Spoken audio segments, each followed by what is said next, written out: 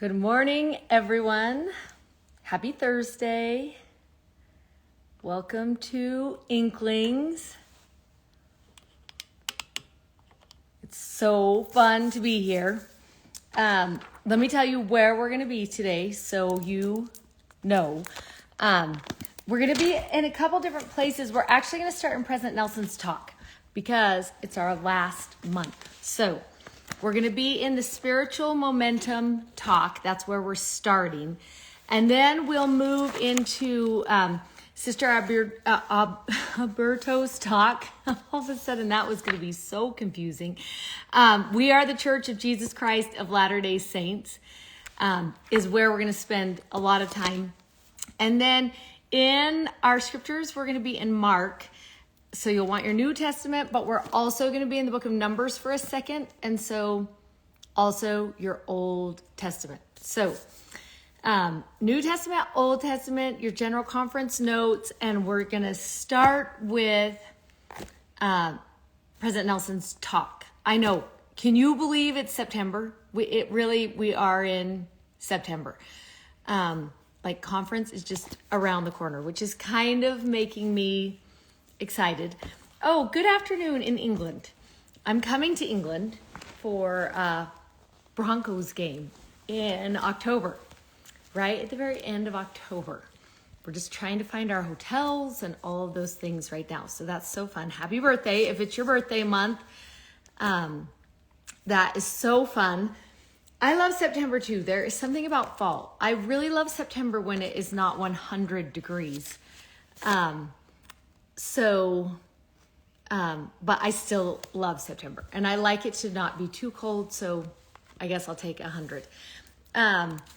And the other fun thing, if you live in Utah, tomorrow it's something we call Swiss Days here up in Midway, and we are, I'm going to go up there. Tanya, who does Honey and Ice, is going to have a booth up there, and I'm going to go sneak into her booth for a couple hours tomorrow. So if anybody is going to Swiss Days tomorrow, I'm going to be in Tanya's booth from 11 o'clock until 2 o'clock.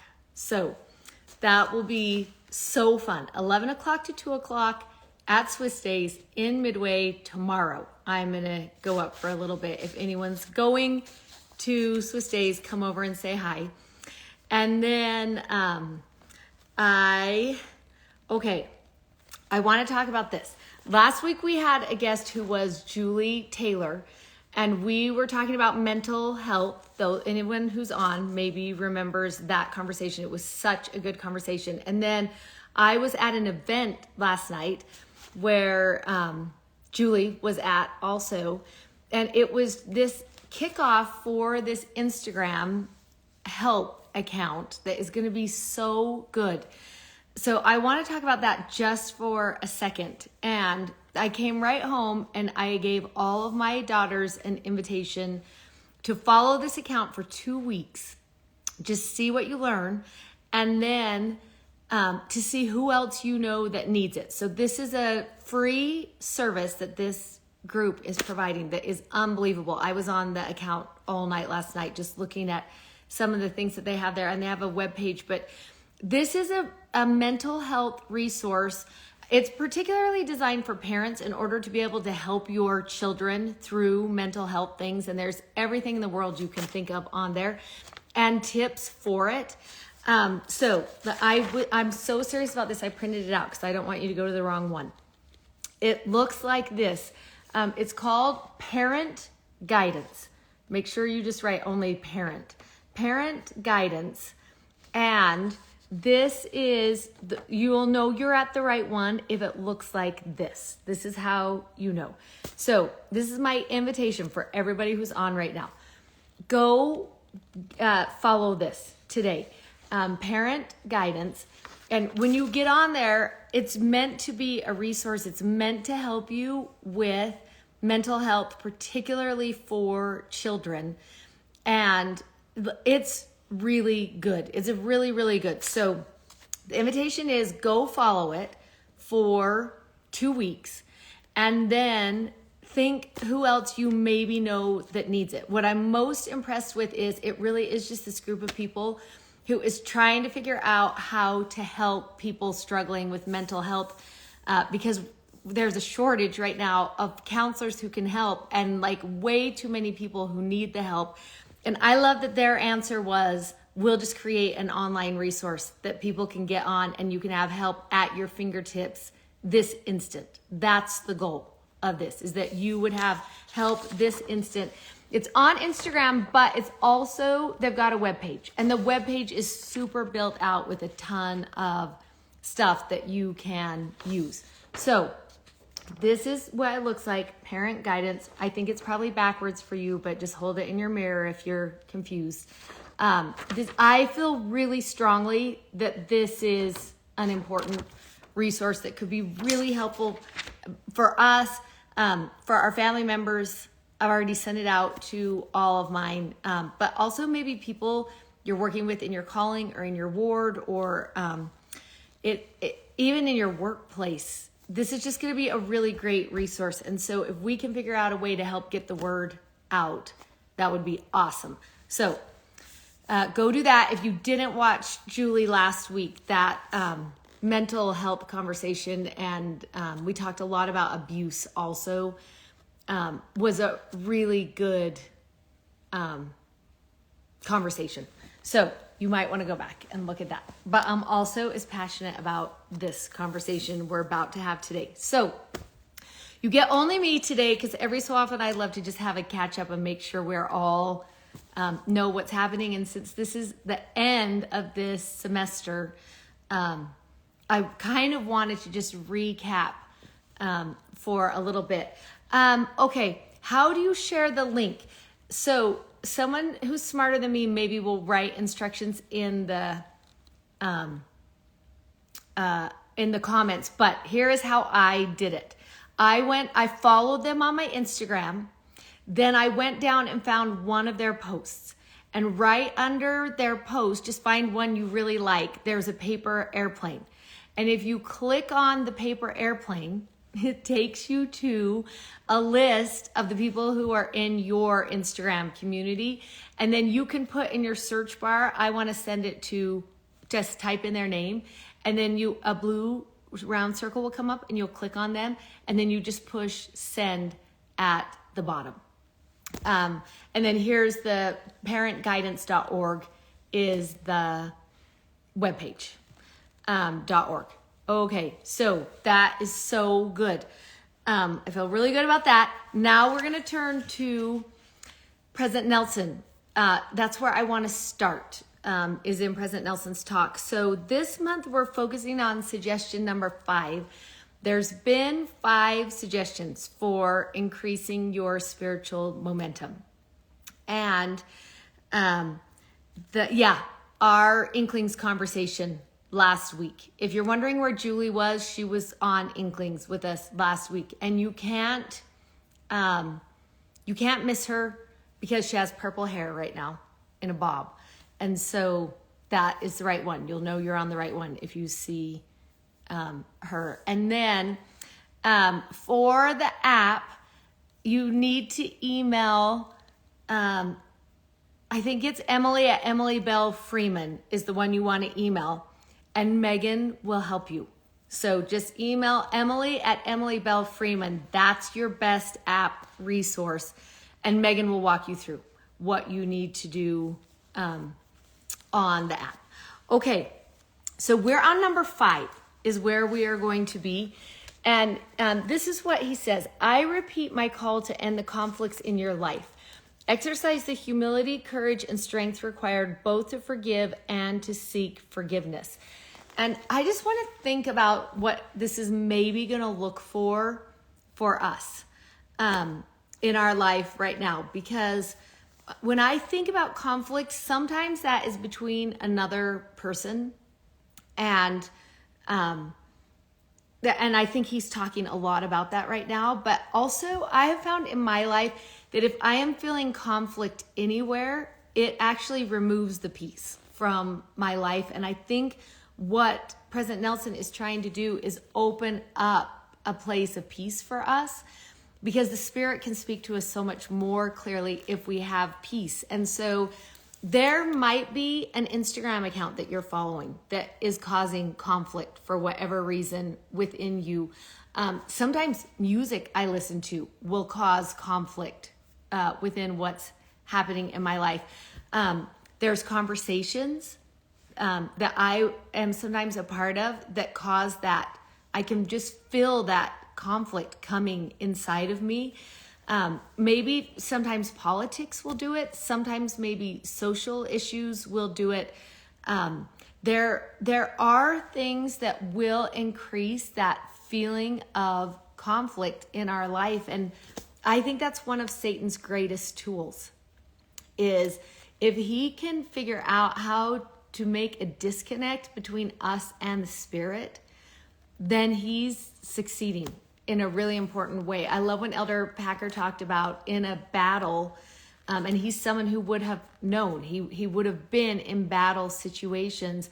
The number one thing that you try to do is sever the communication between all of the people on that side of the fight.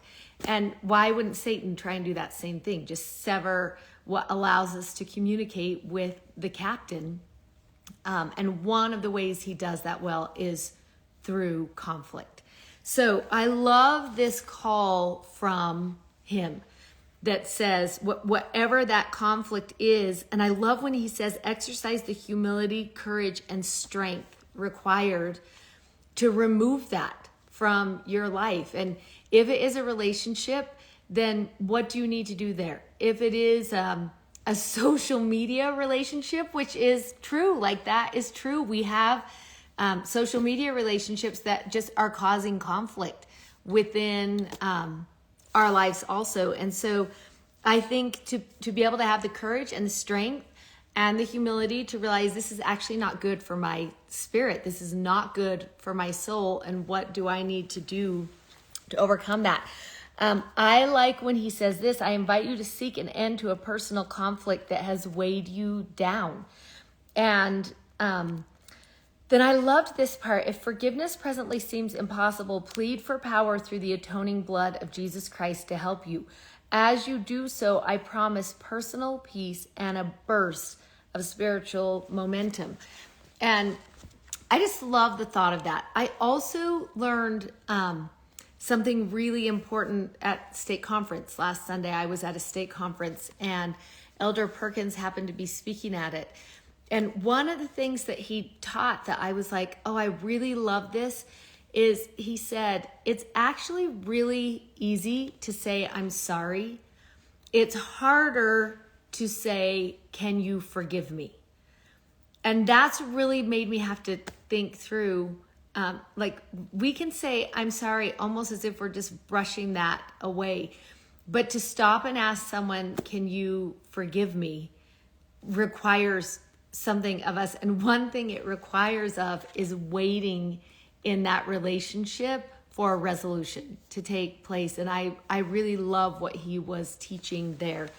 And we're going to talk about this month relationships. We're going to talk about what relationships look like. And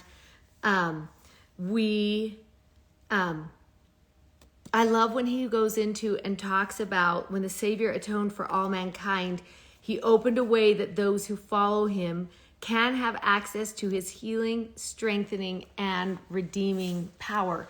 And I want you to think about what that looks like for a minute. That healing and strengthening and redeeming. I love that he chose 3 different words for us to think about. And what is the healing that comes through the grace of Christ? And how does strength come through the grace of Christ? And then redeeming or redemption, how does that come through the grace of Christ? And is that something that is part of our processes daily? Are we engaging in that strength and in that healing and in that redemptive power that is available to us every single day? And I love that might need to be part of this part of our journey for the next 4 weeks as we go through this.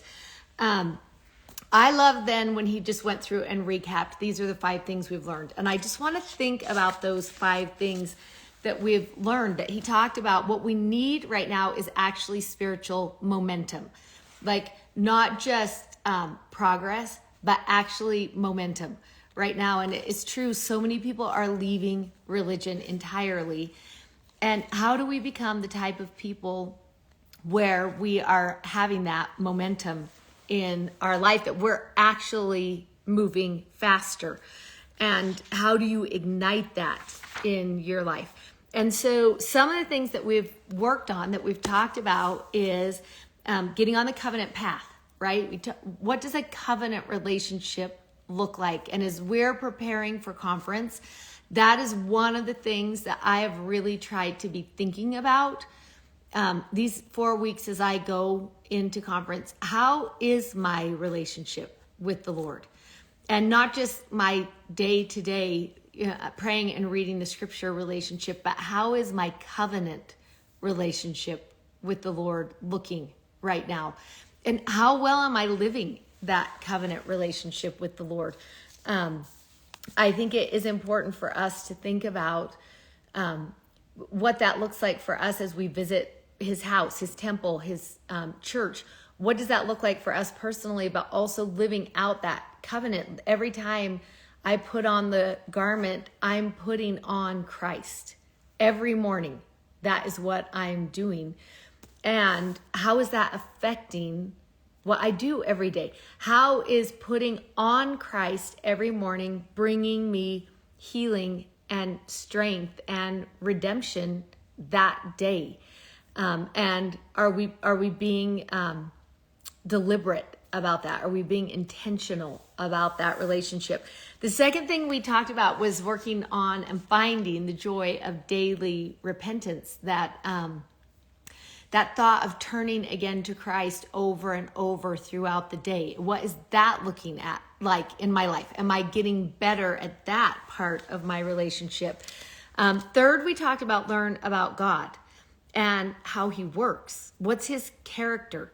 How does he show up? We're just about to start studying Isaiah, which I am so excited about on Come Follow Me.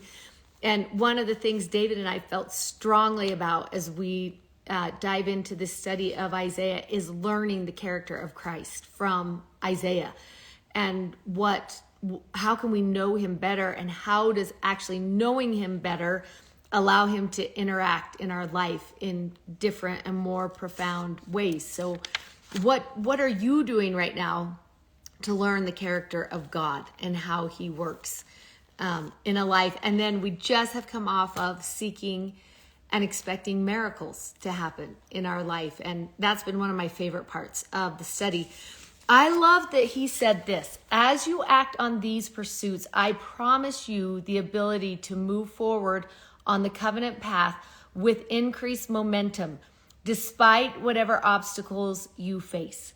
And I promise you greater strength to resist temptation, more peace of mind, freedom from fear, and greater unity in your families.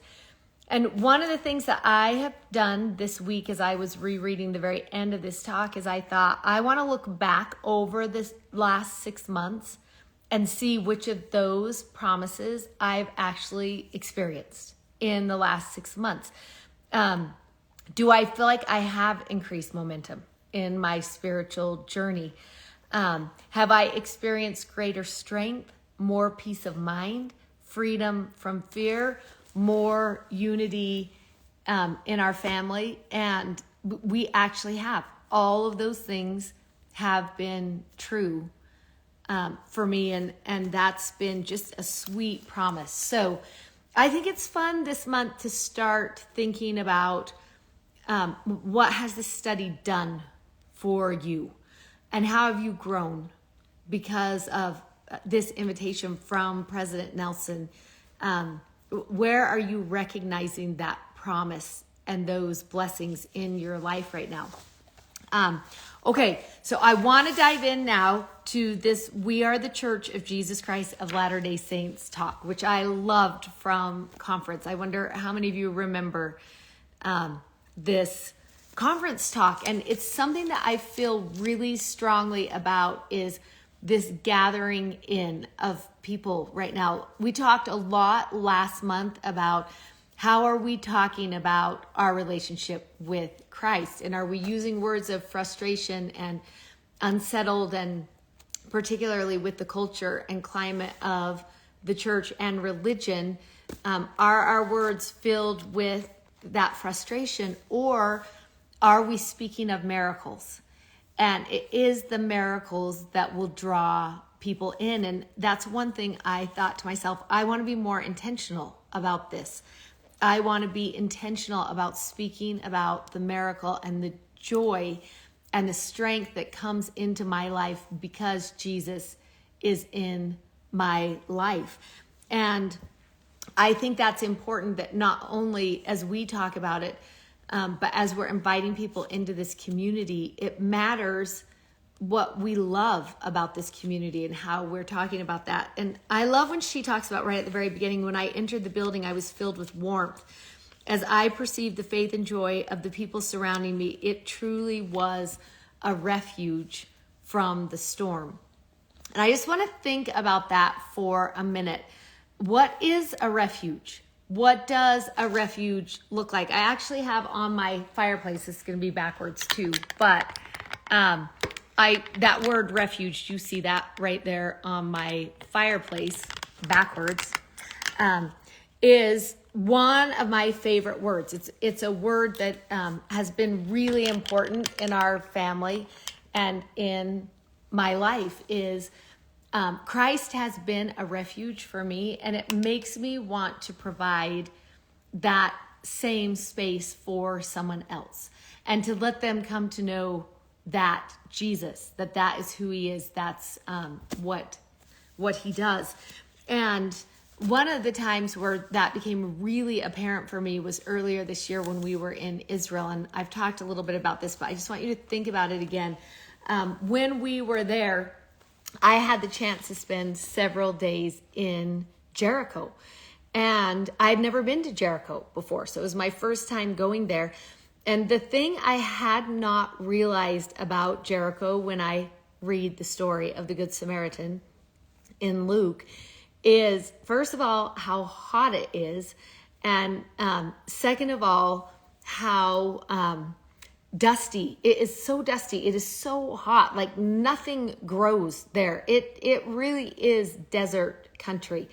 And it's harsh. It's harsh desert country. And we had the opportunity to pull over on the side of the road and hike up this hill and stand up high where we could look down into where that road would have been. And it's still there. It's still there. That same 17-mile road, it's still there. And what I looked at and what happened in my mind, I've read the story a million times. You guys have probably read the story a million times. What I had never registered in my mind was, first of all, how many hiding places there are for the robbers to be hiding in. Like, you would not know. You could not prepare yourself. You couldn't protect yourself against what was hiding from you and what had access to you. There was no way for protection. And so you could see how the people could come and how you would be the only one on that stretch of the road where you were. And then this is what I hadn't realized. If they took all his clothes, all his water, everything that he had, I mean, he had no shelter, he had nothing, and they left him there in that baking heat, he was not going to survive that. It wasn't a matter of how long until he would be conscious again.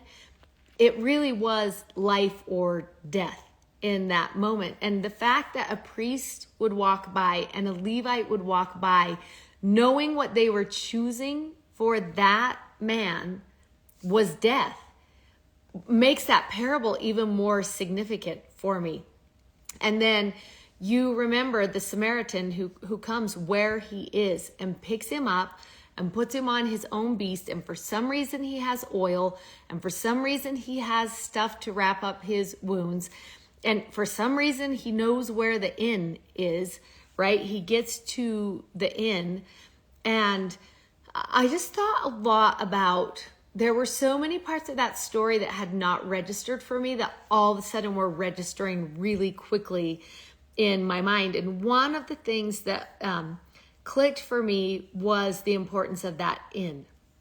That if you are in a place that does not have natural refuge, it's crucial for a refuge to be made there. It's crucial that you would have to have that there. And the other part that I think is so important is that for some reason the Samaritan came prepared, which made me start thinking, how many times had he walked that road before that day? Had he rescued the wounded before? Why did he have the cloth for the binding of wounds and oil and wine for cleansing with him in his bag? Unless he knew what he would find, unless he knew who he would find on that road. And I think it's so interesting, the conversation that takes place the next morning in the inn, which is one I've read 100 times and I've put my own interpretation to, when he says to him, take care of him. When I come again, I will repay thee. And I had never thought about this, when I come again, which then this time, I've always thought that means the second coming, which I'm sure it does in some of the figurative readings that we read. But for some reason, this time when I read it and it said, when I come again, it made me ask this question. How many times has the Samaritan been to the inn? How many other wounded people had he brought before? And did he know in 3 days he would be back with someone else that he would bring? And then it made me think the innkeeper was probably proficient in taking care of these wounded people the Samaritan found and brought in over and over again. He had become proficient in being the refuge. And I thought to myself, when you think, where was he off to that morning? Like, why couldn't he just stay with that man and wait till he was healed and then go? Where was he off to that morning? And for the first time in my life, the thought came to me, back to the road. He was going back to the road. And how many times had he walked that road? And I love the thought of that sometimes we are the Samaritan, right? I love when he says this, go and do thou likewise, because it seems like one Samaritan maybe isn't enough. But I also love the thought that sometimes we are the inn. And Elder Gong taught that so beautifully. And in this talk, we are going to have that same that same counsel given to us, that same idea given to us. He has instructed us to build places of worship, she tells us. Sister Aburto tells us. And I love that the church is the refuge, that he told us, build the refuge. For the time when the robbers can come out of anywhere, build the refuge, that you'll be able to bring people here.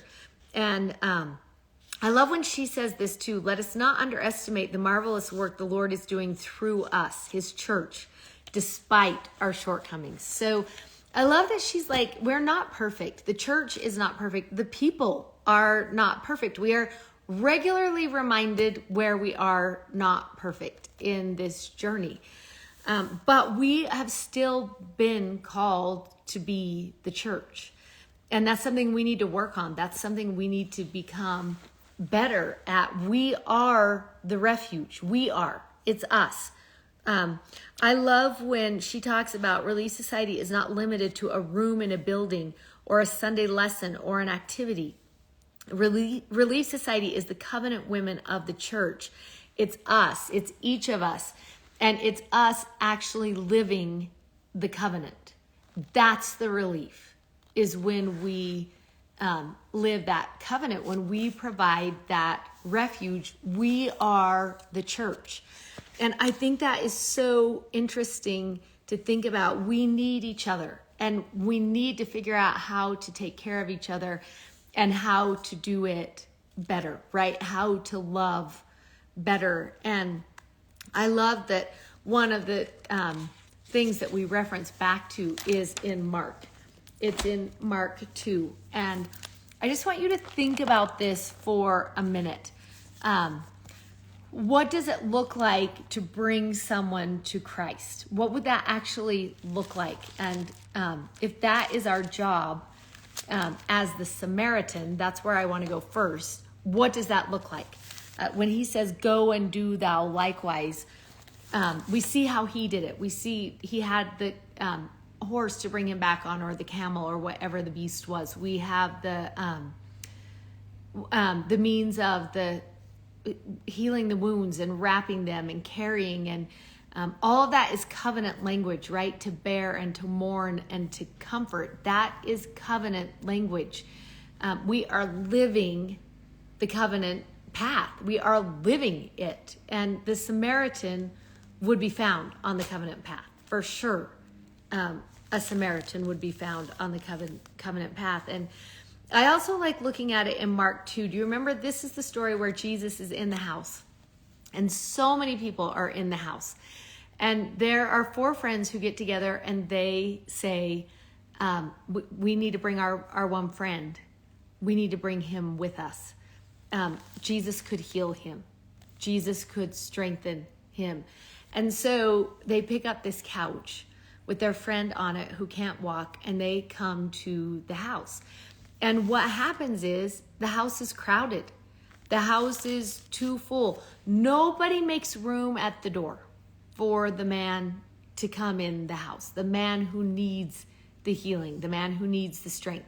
Nobody makes room for him. But that doesn't make a difference for the friends. I love that the friends say, we're just going to have to climb up onto the roof of the house. And I imagine, like, what does that look like? He's on a couch, everyone, and somehow they're going to get him up to the roof of this house.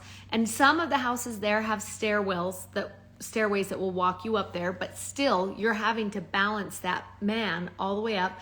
Or maybe they tied ropes. That sometimes happens over there too. And someone is lifting and someone is strengthening and someone is holding steady. Like, think about those words: lifting, strengthening, holding steady. And they get up there, and when they get up there, I love the guy who's like, the best thing to do is tear out the roof. Like, whose idea was that? And if you're the people underneath, and all of a sudden people are like removing the tiles of the roof, and you're like, wait, what is happening right now? There's dust coming down, right? And but they won't be hindered in giving him a clear access to Jesus. Like, that's their goal, a clear access to Jesus. How can I do that best? What do I have to break away for you to see this clear access of Jesus? And so they do, and he comes down, and then there's something really interesting that happens in that moment. In verse 5 of Mark 2, verse 5, it says, when Jesus saw their faith. And in my scriptures, I have that word "there" circled, because usually when Jesus is going to heal someone, he said, when he saw her faith, when he saw his faith, if you can have faith, that's how he talks generally to the person who is about to receive the healing. But in this story, it's different. This is a different story, because he says, when Jesus saw their faith, whose faith is he recognizing in that moment? And I love it that it's the faith of the friends. When he saw the faith of the friends, when he saw the faith of the people who had carried and lifted and strengthened and held steady, when he saw their faith, he offered healing for that man lying on the bed. And there's something about our combined faith together. There's something about manifesting that faith together that brings strength to each other. And as we're talking about ending conflict, I think we have to add to that conversation um, ending conflict by replacing it with faith, conversations of faith, replacing it with Him in the story. And what does that actually look like? If we're going to be the church, then we have to be people who would work together. We have to. And that's going to mean ending conflict within your ward community, within your faith community, within those people who we are trying to bring to Christ. If we are going to lift and strengthen and hold steady, then we cannot have conflict among us. And how do we figure that out? How do we overcome that? How do we get past what that looks like? And how do we replace that conflict with faith, with conversations of faith? And I feel like it's important to address there really is conflict right now. There is conflict in our community. That is true. We might have conflict individually with people, but how many Relief Society lessons have you sat in recently where people will say, I don't want this to become a political conversation.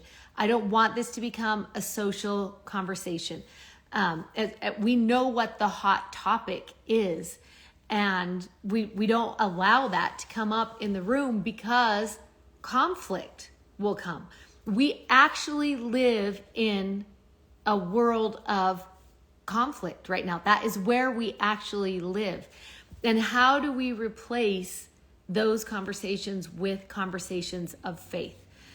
Because people can find conflict everywhere. On Twitter, on social media, Instagram, in the news, wherever you are, you can enter into conversations of conflict. They're everywhere. But where are the conversations of faith taking place? That faith that strengthens and invites and holds steady and lifts. Where are those conversations taking place? And that's what needs to be happening within the refuge. That's where peace is found. And when we walk into those buildings, regardless of what our social or political views are, our conversation, like that's on me. My conversation needs to be one that strengthens and lifts and holds steady. That's the conversation I should be bringing to the refuge. And how are we doing at that? I wonder. It feels like we need to be intentional about that right now. It feels like we need to be deliberate about that right now. If we're going to bring people to Jesus, to peace, then that should be the conversation that is bringing people there. So I think that is so important. And if we're the Samaritan, if that's how we're acting, if we're the four friends, then we need to be thinking about that conversation. Are we lifting, strengthening, holding steady, bringing to Christ? And how can we be more intentional about that? But I also want to talk about what does it mean to be the refuge? What does it mean to be the inn? I think both are so important, because if we are the church, then that means I am the church. I am individually. I represent the church individually, but also we collectively also are the church. And we collectively represent the refuge. That's what we represent. And what should that actually look like in our life? And so the other place I want to take you is to Numbers 35. I stumbled on this by accident several years ago, maybe 2 years ago. And I'm just still intrigued with the thought of this. And it is a really weird chapter let me make sure I'm taking us to, it is this really weird chapter, and it is this really weird concept. So probably no one in the world except for Emily Freeman is ever going to take you to Numbers 35. But I'm really intrigued with the concept that is here. And you might want to put notes in your Numbers 35, because if you ever go there again, you'll be like, wait, why does Emily like this chapter? So I'm going to tell you. I love what Eva is telling us. There was conflict in Jesus's time. Like, great conflict. In fact, if any of you have been to the Passion Play this year, that is one of the things that they tried to portray in the play. The director did that on purpose. He wanted you to see the contention that was happening socially and culturally in that time period and politically. Like, he called it out so you could see that was happening there. And he wasn't shy about it. The Jesus in the Passion is not a quiet Jesus. So that was kind of a surprise. And because it's in the German language, which is not a quiet language either, not a soft language, it was like a Jesus that I had never considered before. But I actually loved that he was able to do what Eva's talking about, that he could balance what was happening culturally and socially and politically with the peace he was meant to bring into that situation, and that it can be done. It can be done. And I love the thought about that. And the fact that it is part of his program, if you wanted to say that. It is part of the plan, is to provide refuge. It's to provide these places of grace. That's what we're going to be introduced to in Numbers 35. It's to provide that. And so as you come in here, what's going to happen in Numbers 35, they're kind of setting up this camp of Israel, what it's going to look like. They've come in and they're going to set it up, and they're told there are going to be these 6 cities for refuge. That's what's going to happen. And there's going to be 3 cities on this side of Jordan, and then 3 cities on the other side of Jordan. And there are going to be 6 cities of refuge. And in verse 15, it tells us, these 6 cities shall be a refuge, both for the children of Israel and for the stranger. Okay, think about that for a minute. The cities were meant to be refuge for the people who belonged to the family and for the people who were outside of the family. But the refuge was equal for everybody and for the sojourner among them. So it didn't matter who you were. It didn't matter if you were the family. It didn't matter if you were the stranger. It didn't matter if you were someone just passing by. The city of refuge was there for you. It was accessible for you. And what it was for in this time was, if you killed somebody, then you ran to the city of refuge. That's what you were supposed to do. And the reason why is because maybe you killed someone on purpose, then you still could run there and wait for your trial. Or maybe by accident, by an accidental thing, somebody died at your hand. The punishment was the same. The punishment was, if someone died at the cause, you caused someone to die, whether it was an accident or on purpose, you were killed immediately. That's what happened in that time period. It just was what happened. Legally, you could just be killed, even if it was an accident. So the people would run to these cities of refuge. And in 15, it tells us that anyone who killed anyone unaware could flee there. And no one could kill him once he was in this refuge. And then the congregation would judge between the person who was reason for the death. They had time to go through this process of being judged. And the congregation would restore him to his city of refuge, whether he was fled, and he would abide in it until this judgment came. So what it became was like this city of grace. It was this place where you went if you had an unresolved problem or an unresolved conflict. You went into this city, and it was a place of waiting. It was a city of grace, and it was a place of safety, of refuge for you. And I love how many, I want to think, how many people do we know that have an unresolved problem right now? And can they walk into our refuge and find grace and find peace while they are waiting for that resolution, whatever that resolution was going to be? But here's the best part of these cities of refuge. First of all, they were places where you weren't just protected. So you have to know this. You weren't just protected. You couldn't just live in that unresolved situation. The city was the place where atonement was made for that thing that had happened. So the cities also were a place of growth.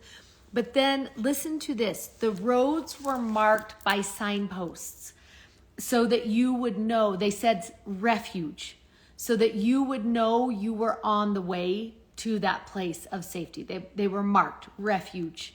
And then the roads were 2 times as wide and smoother the closer you got to the city, so it wouldn't hinder the one who was running for refuge. Do you love that thought? Like the road became wider and it became smoother, so it would not hinder the approach of the one who was seeking refuge on the way in. And then there was this. The city could not be too big, because if it was too big, somebody could sneak in over the wall and not be recognized and take their revenge if they wanted to. But they couldn't be too small either, because depending on how many people were going to come in for refuge, there had to be enough people to take care of that person who had come running for refuge. And so I love this thought of it can't be too big, it can't be too small. It has to be open and welcoming. And when I read this, immediately I start thinking about our wards, our ward families. Like they can't be too big, so we would know everybody who walks in. And if someone walks in who we don't know, then we can go and invite them in to the community, welcome them, make sure they know they belong in that place. But it can't be too small, because there has to be enough of us to care for each other. And as we think about this, what the refuge looks like what the inn looks like, what does it make us think in our own community now? How could we be better in this community to be the welcoming inn? Like, are we hindering someone from coming in? Are we making it so the way is not smooth for them? Are we narrowing it so much that we're like, no, you don't, this is not a refuge for you. We'll choose who this gets to be a refuge for. Is our personality as the church to make sure the doors are wide open and the way is smooth and the road is big enough for people to be able to come in, that we're allowing someone to come in and be introduced to the Jesus that we know, so that he can change them. That's his job. He is the Savior. He is the one who changes people. But are we the way in for people? I love in 3 Nephi 18 when it talks about don't turn anyone away from your synagogues or from your places of worship. He says, don't turn anyone away, for unto such shall ye continue to minister, for you know not but what they will return and repent, and come unto me with full purpose of heart, and I shall heal them, and you will be the means of bringing healing to them. I love the thought about that. And so as we think about this talk, we are the church. As we think about ending conflict, both personally, but also as a community, what does that look like? What should that look like? And could we be better at that? That's a question I'm asking myself this week. How could I be better at that? And maybe it's the way I respond to people at church. Maybe it's the way I talk about our church family, our church community. Maybe it's how I talk about my relationship with Christ. What does that look like for us? And how could we be better at it? That was 3 Nephi 18 is where I was. And it's toward the end. Let me find exactly where it is. That is one of my favorite scriptures. I think about that scripture all the time, that we don't turn people away ever, he says, because you never know if you'll be the means of healing them. 3 Nephi 18:32, verse 32 is where it is. I just love the thought of that. I want to just think about for a minute how we might be better at this as a community of sisters.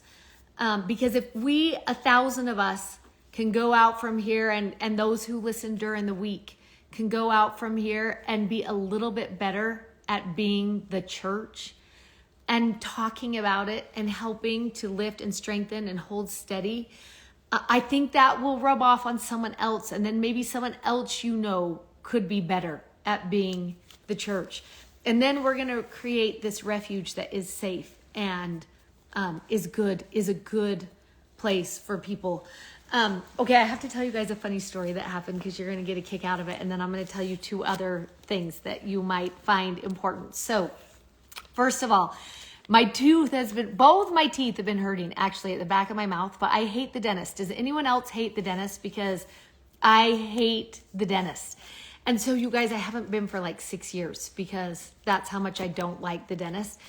And, so I met this man who's a dentist, and he's like, could you please just come into my office and let me just look at your teeth? Like, we don't have to make any decisions. We'll just look at your teeth.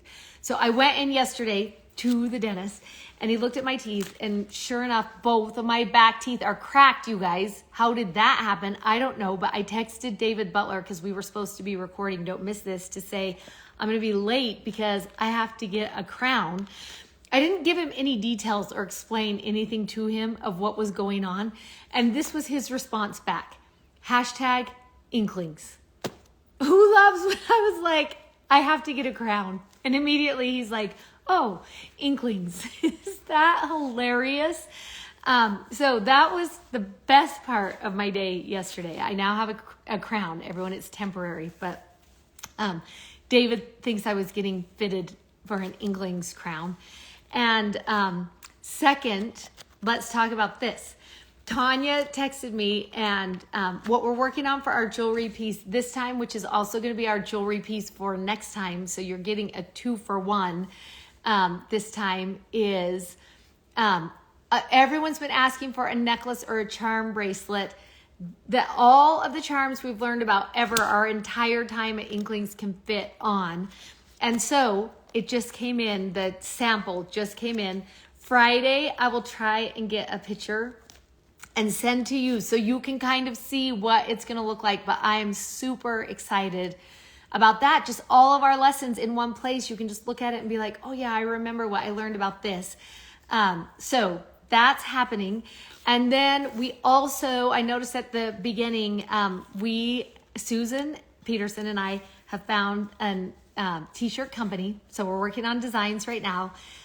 By conference, we will also have t-shirts, and it's going to be so easy. They're going to do the fulfillment for us and take care of everything. So you can be looking forward to charms and t-shirts, and I think a sweatshirt at conference. And then yes, you will either be able to use your own charms that you have already, or you will be able to, if you weren't with us like at the beginning studies, you're going to be able to go back and get all the charms of all the courses. For some reason right now, what is coming to me, this will tell you how old I am. Who remembers those bracelets when we were in primary that you got your little pink thing and your yellow thing and your green thing and your blue thing? Did anyone else make those bracelets in primary? I don't know. But I'm just having they were like brass colored. I feel like we're recreating the primary bracelet right now, everybody. But it's the Inklings bracelet. And the necklace. You're going to die over the necklace too. But we're doing both. So whichever is your personality, you're going to be able to do. And I love this story. A lady told me she was in the temple last week, and or it's been like 2 weeks. And she was doing initiatories, and the lady just whispered in her ear as she was walking out, inklings. And it surprised her because she was like, how would you know? And so she just looked at her like, how would you know? And the lady held up her wrist, and they both had matching bracelets on from Inklings. And I thought, oh, I just love that we have this little, my kids call it our own secret society. They think it is hilarious. They love when people walk up and are just like, Inklings, and then walk on from there. They love it. It's a little bit James Bond, just that's what it feels like. So anyways, I'm so glad you're here. I'm so glad you're part of this community. I love meeting you. I love running into you. I love Thursday mornings that we just gather here and find strength together, and that you're everywhere, that you're all over the world, that we are just representing him and his goodness everywhere. And we're becoming better. We are becoming better. And that is maybe my favorite part of all. So thank you for being here. If you're going to Swiss Days, come say hello tomorrow, Friday, from 11 till 2. And then otherwise, I'll see you next Thursday. It'll be so fun. See you then.